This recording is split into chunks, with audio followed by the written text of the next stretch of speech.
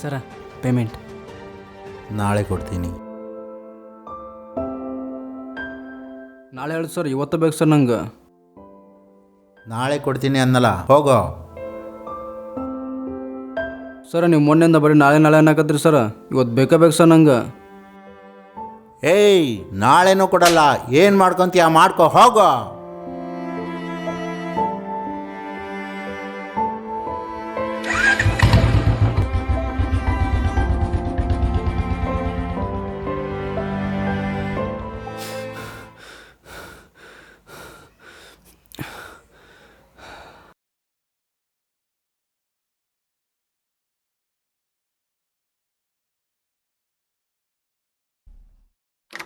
May I come in, sir? S come in. Hi sir, ನನ್ನ ಹೆಸರು ವಿನಾಯಕ್ ಅಂತ. ನಿನ್ನೆ ಜಾಯ್ನ್ ಆಗಿದೆ. ಹಾಯ್, ನನ್ನ ಹೆಸರು ಅಶೋಕ್ ಅಂತ, ಈ ಚಾನಲ್ ಮ್ಯಾನೇಜಿಂಗ್ ಡೈರೆಕ್ಟರ್. ಅಯ್ಯೋ ಸರ್, ನೀವು ಯಾರಿಗೆ ಗೊತ್ತಿಲ್ಲ. ಇವನ್ ನಂಗೆ ಈ ಕೆಲಸಕ್ಕೆ ಬರೋಕ್ಕೆ ನೀವೇ ಇನ್ಸ್ಪಿರೇಷನ್ ಸರ್. ಹೌದಾ? ನಾನು ಹೇಗೆ ಇನ್ಸ್ಪೈರು? ನಿಮ್ಮದೊಂದು ಇಂಟರ್ವ್ಯೂ ನೋಡಿದೆ ಸರ್, ಅದರಲ್ಲಿ ನಿಮ್ಮ ಲೈಫ್ ಜರ್ನಿ ತುಂಬ ಇನ್ಸ್ಪೈರ್ ಆಯಿತು. ನೀವು ಎಷ್ಟು ಕಷ್ಟಪಟ್ಟು ಬಂದಿದ್ದೀರ ಅಂತ ನನಗೆ ಗೊತ್ತು. ನಾನು ಕೂಡ ನಿಮ್ಮ ಹಾಗೆ ಕಷ್ಟಪಟ್ಟು ಕೆಲಸ ಮಾಡಿ ನಿಮ್ಮ ಹಾಗೆ ಆಗಬೇಕು ಅನ್ನೋ ಆಸೆ ಸರ್. ನಾನು ಇಂಟರ್ವ್ಯೂ ಒಳಗಡೆ ಹೇಳಿದ್ದೆಲ್ಲ ನಿಜ ಅಂತ ಹೇಗೆ ನಂಬ್ತೀಯಾ? ಇಲ್ಲ ಸರ್, ನೀವು ಯಾಕೆ ಸುಳ್ಳು ಹೇಳ್ತೀರಾ ನಿಮ್ಮ ಜೀವನದ ಬಗ್ಗೆ? ನೋಡು, ನಾನು ಬೆಳೆದಕ್ಕಿಂತ ಮುಂಚೆ ನೀನನ್ನು ನೋಡಿಲ್ಲ. ನಾನು ಇಲ್ಲಿಗೆ ಹೇಗೆ ಕಷ್ಟಪಟ್ಟು ಬಂದೆ ಅಂತ ನಾನು ಹೇಳಿದ ಮೇಲೆ ನಿಂಗೆ ಗೊತ್ತಾಗಿದ್ದು ಅಲ್ವಾ? ಸೊ ಇವಾಗ ನಾನು ಸುಳ್ಳು ಹೇಳಿದ್ರು ಕೂಡ ಅದನ್ನು ನೀನು ನಂಬಲೇಬೇಕು. ಯಾಕೆಂದರೆ ಸಕ್ಸಸ್ ಆದಮೇಲೆ ಸುಳ್ಳು ಹೇಳಿದ್ರು ಕೂಡ ಅದು ನಿಜಾನೇ ಆಗುತ್ತೆ. ಹೋಗಲಿ ಬಿಡು, ಬಂದು ವಿಷಯ. ಸರ್, ನಾನು ಬಂದಿದ್ದು ಒಂದು ಪ್ರೋಗ್ರಾಮ್ ಟೆಲಿಕಾಸ್ಟ್ ಮಾಡೋಕ್ಕೆ ಸ್ಲಾಟ್ ಬೇಕಾಗಿತ್ತು. ಅದನ್ನು ನೀವು ಓಕೆ ಮಾಡ್ತೀನಿ ಅಂದರು, ಅದಕ್ಕೆ ನಿಮ್ಮ ಹತ್ರ ಬಂದೆ. ಪ್ರೋಗ್ರಾಮ್ ಡೀಟೇಲ್ಸ್ ಎಲ್ಲ ಈ ಪೇಪರಲ್ಲಿದೆ ಸರ್. ನೀವೇ ಕೂತ್ಕೊಂಡು ಎಕ್ಸ್ಪ್ಲೇನ್ ಮಾಡಿ. ಅದೇ ಸರ್, ಈಗ ಜನ ಎಲ್ಲ ಮೀಡಿಯಾದಲ್ಲಿ ಯಾವಾಗಲೂ ಸೆಲೆಬ್ರಿಟೀಸ್ ಬಗ್ಗೆನೇ ತೋರಿಸ್ತಾರೆ, ಜನರ ನೋವಿನ ಬಗ್ಗೆ ಯಾರೂ ತೋರಿಸಲ್ಲ. ಸೋಷಿಯಲ್ ರೆಸ್ಪಾನ್ಸಿಬಿಲಿಟಿ ಇಲ್ಲ ಅಂತ ಅಪವಾದ ಮಾಡ್ತಿದ್ದಾರೆ. ಅದಕ್ಕೆ ಈ ಪ್ರೋಗ್ರಾಮ್ ಕಡೆಯಿಂದ ನೊಂದರ ಬಗ್ಗೆ ಪ್ರೋಗ್ರಾಮ್ನ ಟೆಲಿಕಾಸ್ಟ್ ಮಾಡಿ ಸರ್ಕಾರದಿಂದ ಏನಾದರೂ ಸಿಗಬೇಕು ಅನ್ನೋದೊಂದು ಒಳ್ಳೆಯ ಉದ್ದೇಶ. ನಿನ್ನ ಐಡಿಯಾ ಏನೋ ತುಂಬ ಚೆನ್ನಾಗಿದೆ, ಆದರೆ ಅದು ವರ್ಕ್ ಆಗಲ್ಲ. ಬೇರೆ ಏನಾದರೂ ಪ್ಲ್ಯಾನ್ ಮಾಡಿ. ಯಾಕೆ ಸರ್, ಇನ್ನೂ ಏನಾದರೂ ಡೆವಲಪ್ಮೆಂಟ್ ಮಾಡಬೇಕಾ? ಹೇಳಿ, ಮಾಡ್ತೀನಿ. ನೋಡು, ನಿನ್ನೆ ಇದೇ ರೀತಿ ಒಬ್ಬರು ಶೋಷಣೆಗೆ ಒಳಗಾಗಿದ್ದರ ಬಗ್ಗೆ ಒಂದು ವಿಡಿಯೋ ಮಾಡಿದ್ವಿ. ಅದಾದಮೇಲೆ ಹೀರೋ ಮತ್ತು ಹೀರೋಯಿನ್ ಡೇಟಿಂಗ್ ಬಗ್ಗೆ ಒಂದು ಪ್ರೋಗ್ರಾಮ್ ಮಾಡಿದ್ವಿ. ಈ ಎರಡರಲ್ಲಿ ಯಾವ TRP ಜಾಸ್ತಿ ಬಂತಂತ ಹೇಳು? ಹೀರೋ ಹೀರೋಯಿನ್ ಡೇಟ್ ಮಾಡಿರೋ ಶೋ ಸರ್. ಈಗ ಗೊತ್ತಾಯ್ತಾ ನಾನು ಯಾಕೆ ಬೇಡ ಅಂದಿದ್ದು? ನೋಡು, ನಿನಗೊಂದು ವಿಷಯ ಹೇಳ್ತೀನಿ, ಸರಿಯಾಗಿ ನೆನಪಿಟ್ಕೋ. ಈ ಜನಗಳು ಹೇಗೆ ಇದ್ದರೂ ಮಾತಾಡ್ತಾನೆ ಇರ್ತಾರೆ, ನಾವೇನೇ ಮಾಡಿದರೂ ಮಾತಾಡ್ತಾನೆ ಇರ್ತಾರೆ. ಈ ಜನಗಳಿಗೆ ಬೇಕಾಗಿರೋದು ಎಂಟರ್ಟೈನ್ಮೆಂಟ್ ಅಷ್ಟೇ. ಈ ನೋಡೋರ್ಕಷ್ಟೇ ಯಾರೂ ಕೇಳಲ್ಲ. ಜನಕ್ಕೆ ಸೆಲೆಬ್ರಿಟಿ ಮೇಲೆ ಇರೋ ಇಂಟ್ರೆಸ್ಟು ಅವ್ರ ನಿಜ ಜೀವನದಲ್ಲೂ ಕೂಡ ಇರಲ್ಲ. ಯಾರಾದರೂ ಸೆಲೆಬ್ರಿಟಿ ಹುಚ್ಚು ಆಯ್ತು ಅಂತ ಪ್ರೋಗ್ರಾಮ್ ಮಾಡಿದ್ರು ಕೂಡ ಆ ಹುಚ್ಚು ಹೇಗೆ ಮಾಡ್ದ ಅಂತ ಅಂದ್ಬಿಟ್ಟು ವಿಡಿಯೋ ಮಾಡಿ ತೋರಿಸಿ ಅಂತ ಕೇಳೋ ಜನ ನಮ್ಮವರು.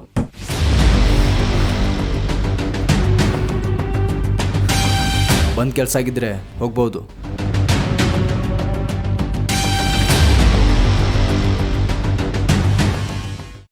ವಿನಾಯಕ್, ಅವಾಗಲೇನೋ ಕೇಳ್ತಾ ಇದ್ದಲ್ಲ ನಂತರ ಹೇಗೆ ಬೆಳಿಬೇಕು ಅಂತ. ನಂತರ ಬೆಳಿಬೇಕು ಅಂದರೆ ದುಡ್ಡು ಮಾಡಬೇಕು ಅಂದರೆ ಅಡ್ಡದಾರಿ ಹಿಡಿಬೇಕು. ಆವಾಗಲೇ ನಿಂಗೆ ದುನಿಯಾದಲ್ಲಿ ಇಜ್ಜತ್ ಅನ್ನೋದು ಸಿಗೋದು.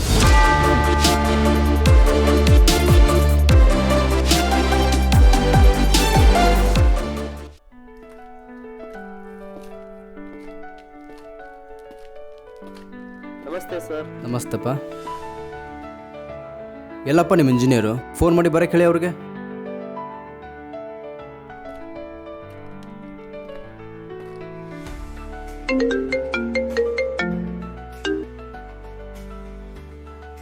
ಹಲೋ, ಹಾಂ, ಯಾರು? ನಾನು ಯಾರು ಅನ್ನೋದು ಬಿಡಿ, ನಾನು ಯಾಕೆ ಕಾಲ್ ಮಾಡಿದ್ದೀನಿ ಅಂತ ಹೇಳ್ತೀನಿ. ಹಾಂ, ಹೇಳಿ. ಮೊನ್ನೆ ಒಬ್ಬ MLA ಹನಿ ಟ್ರ್ಯಾಪ್ ಬಗ್ಗೆ ನ್ಯೂಸ್ ಬಂದಿತ್ತಲ್ವಾ, ಅದ್ರ ಬಗ್ಗೆ ನಿಮ್ಗೆ ಹೇಳಬೇಕಿತ್ತು. ನಿಮ್ಗೇನು ಗೊತ್ತು ಅದ್ರ ಬಗ್ಗೆ? ಯಾಕೆ ಸರ್, ನಿಮಗೇನು ಗೊತ್ತಿಲ್ಲ ಅನ್ನೋ ಥರ ಹೇಳ್ತಿದ್ದೀರಾ? ನನಗೇನು ಸರ್ ಗೊತ್ತು ಅದ್ರ ಬಗ್ಗೆ? ಸರ್, ಹನಿ ಟ್ರ್ಯಾಪ್ ಮಾಡಿದ್ದು ನೀವೇ, ಆ ಕೇಸ್ ಮುಚ್ಚೋಕೆ MLA ಹತ್ರ 6 ಕೋಟಿ ತೊಗೊಂಡಿದ್ದು ನೀವೇ. ನನಗೆಲ್ಲ ಗೊತ್ತು. ಯಾರು ನೀನು?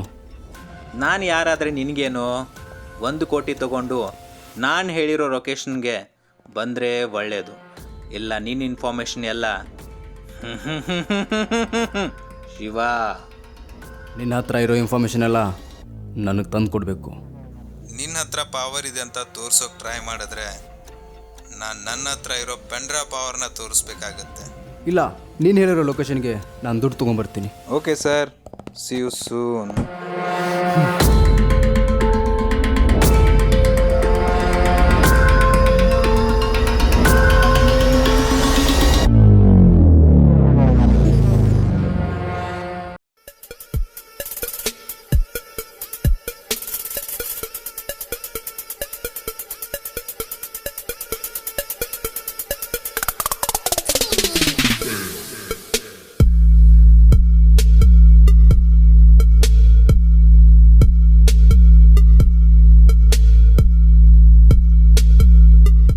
ಏನು ಸರ್ ಬೇಗ ಬಂದ್ಬಿಟ್ಟಿದ್ದೀರಾ?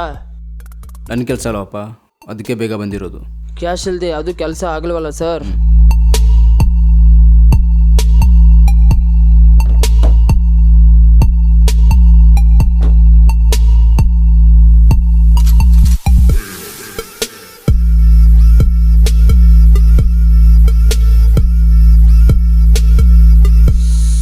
ಕ್ಯಾಶ್ ಸ್ಮೆಲ್ ಬೇರೆ ಥರನ ಇದೆಯಲ್ಲ ಸರ್? ತುಂಬ ಜನ ರಕ್ತ ಸುರಿಸಿ ಗಳಿಸಿರೋ ಹಣದ ವಾಸನೆ ಅದು. ಸರ್ ನಿಮ್ಮ ಹಿಸ್ಟ್ರಿ ಎಲ್ಲ ಗೊತ್ತು ಬಿಡಿ ಸರ್. ನಿನಗೇನು ಬೇಕೋ ಅದು ನಾನು ಕೊಟ್ಟಿದ್ದೀನಿ. ನನಗೆ ಬೇಕಾಗಿರೋದು ನೀನು ಕೊಟ್ಟರೆ. ಯಾವುದಾದ್ರೂ ದೊಡ್ಡ ಡೀಲ್ ಇದ್ರೆ ಹೇಳಿ ಸರ್. ನೀನು ಇಮ್ಯಾಜಿನೇಷನೇ ಮಾಡ್ಕೊಂಡಿರಬಾರ್ದು, ಹಾಗಿರುತ್ತೆ ನಿನ್ನ ಫ್ಯೂಚರು. ಅಂಥ ದೊಡ್ಡ ಡೀಲೇ ಕೊಡ್ತೀನಿ. ಆಯಿತು ಬಿಡಿ ಸರ್, ಬರ್ತೀನಿ.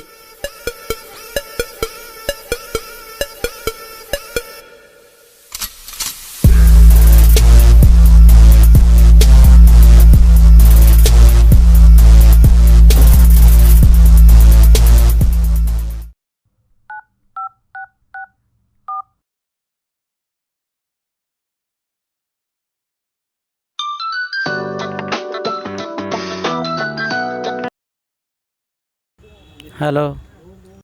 ಹಲೋ, ಇನ್ನೊಬ್ಬರನ್ನ ಕಳಿಸ್ಬೇಕಿತ್ತು. ನಿಮ್ಮ ಕೆಲಸ ಆಯಿತು ಅಂದ್ಕೊಳ್ಳಿ.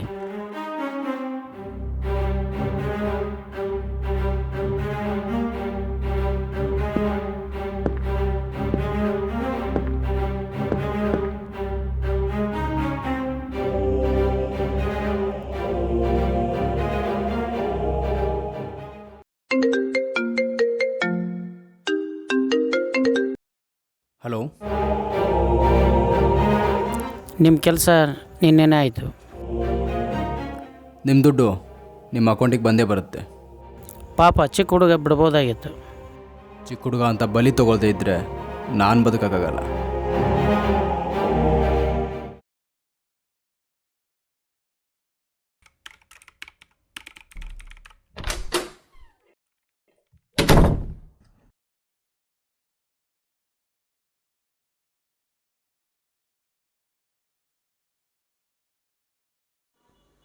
ನಮಸ್ಕಾರ ಸರ್, ಹೇಗಿದ್ದೀರಾ? ಚೆನ್ನಾಗಿದ್ದೀನಿ ಸರ್. ಚೆನ್ನಾಗೇ ಇರ್ತೀರಾ ಬಿಡಿ. ನಿಮ್ಮ ಕೆಲಸಕ್ಕೆ ಅಡ್ಡ ಬಂದವ್ರನ್ನ ಅಲ್ಲೇ ಮಣ್ಣು ಮಾಡಿ. ದುಡ್ಡು ಎಷ್ಟು ಬೇಕು ಅಂತ ಕೇಳಿ, ಸುದ್ದಿ ಬಳಸಿ ಮಾತಾಡೋಕೆ ಹೋಗಬೇಡಿ. ಈಗಾಗಲೇ 1 ಕೋಟಿ ಕೊಟ್ಟಿದ್ದೀರಾ, ನಾನು ತೊಗೊಂಡಿದ್ದೀನಿ. ಇನ್ನೇನಿದ್ರು ನಿಮ್ಮನ್ನು ಕಂಬಿಯಿಂದ ಹಾಕೋದಷ್ಟೇ ಉಳಿದಿದೆ. ಅಂದರೆ ಹೌದು, ನೀನು ಅಂದ್ಕೊಂಡಿರೋ ಹಾಗೆ ಅವತ್ತು ಅವನನ್ನು ಕಳಿಸಿದ್ದು ನಾನೇ. ಅವನು ನನ್ನ ಫ್ರೆಂಡ್, ಅವನನ್ನು ನಾನೇ ಕಳಿಸಿದ್ದು ನಿನ್ನ ಹತ್ರ ದುಡ್ಡು ತೊಗೊಳೋಕ್ಕೆ. ಅವನಿಗೇನು ಗೊತ್ತಿರಲಿಲ್ಲ. ಅವನನ್ನು ಸಾಯಿಸಿರೋ ನಿನ್ನ ನಾನು ಬಿಡೋಲ್ಲ. ನೀನೇನೋ ಯಾರನ್ನಾದರೂ ಸಾಯಿಸೋಕೆ ಮುಂಚೆ ಅವ್ರಿಗೆ ಬಂದು ಭೇಟಿ ಆಗ್ತೀಯ ಅಂತೆ. ನಾನು ನಿನ್ನ ಅರೆಸ್ಟ್ ಮಾಡೋಕ್ಕೆ ಮುಂಚೆ ಬಂದು ಭೇಟಿ ಆಗ್ತಿದ್ದೀನಿ. ನೀನು ಸ್ವಲ್ಪ ದೊಡ್ಡ ವ್ಯಕ್ತಿ ಅಲ್ವಾ, ಅದಕ್ಕೆ ನಾನು ಇನ್ನೂ ಅರೆಸ್ಟ್ ಮಾಡಿಲ್ಲ. ಇನ್ನು 1 ಗಂಟೆ ಒಳಗಡೆ ಅರೆಸ್ಟ್ ವಾರೆಂಟ್ ಇಶ್ಯೂ ಆಗುತ್ತೆ. ಅವಾಗ ನಾನೇ ಬಂದು ನಿನ್ನ ಖುದ್ದಾಗಿ ಕರ್ಕೊಂಡು ಹೋಗ್ತೀನಿ.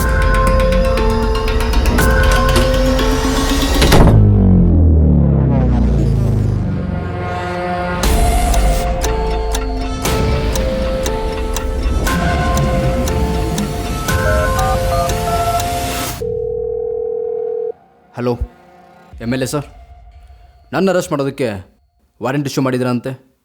ನಾನು ಒಳಗಡೆ ಹೋದರೆ ನನ್ನ ಜೊತೆ ನೀವು ಒಳಗಡೆ ಬರಬೇಕಾಗತ್ತೆ.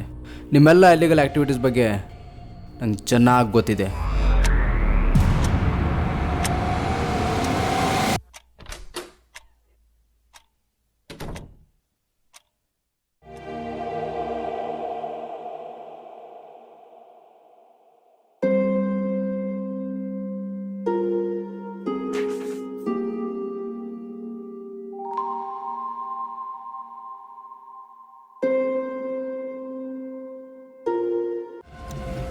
ನಾನು ಒಳಗಡೆ ಹೋದರೆ ನನ್ನ ಜೊತೆ ನೀವು ಒಳಗಡೆ ಬರಬೇಕಾಗತ್ತೆ.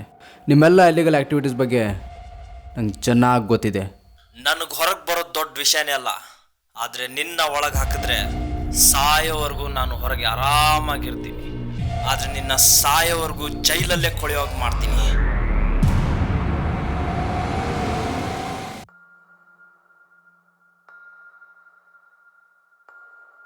ಈ ಪತ್ರ ಬರೆಯೋದಕ್ಕೆ ಕಾರಣ ಏನಂದರೆ, ಮರ್ಯಾದೆಯೇ ನನ್ನ ಜೀವನ ಅಂದ್ಕೊಂಡೆ.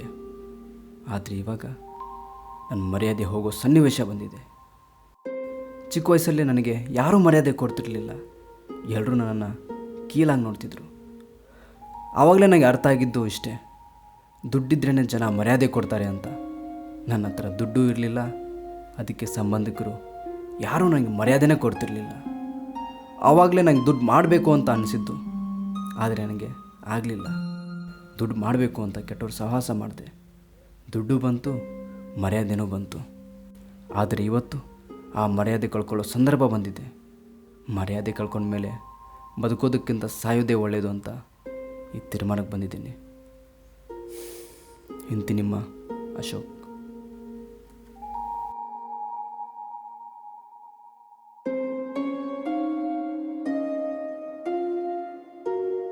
ಮನುಷ್ಯ ಎಷ್ಟೇ ಉರಿದ್ರೂ ಒಂದು ದಿನ ಬೂದಿ ಆಗಲೇಬೇಕು.